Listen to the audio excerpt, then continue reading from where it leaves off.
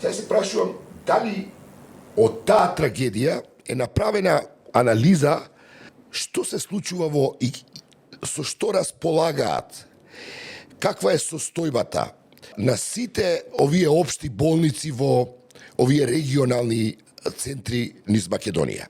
Од минатата година до сега, воглавном, се што е влезено во болницата во Кочани се донации. Како се отвори Facebook страницата на болницата во Кочани, доволно ќе видите, мислам, сите постови се благодарност за донации, што приватни компании, но малку од државата.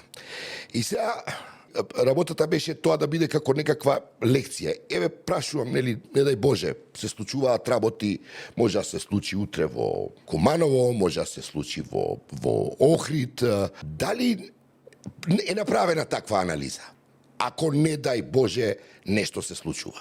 И тука мислам дека државата потврли затоа што неспремна го дочека тоа. На страна сите случувања околу во дискотеката, за кои постојат многу сомневања, нели, околу тоа што на вистина се случувало, како се интервенирало, полицијата, затворена врата од едната, не полиција внатре, зошто не интервенирала кога биле извадени тие прскалици и кој го предизвика пожарот.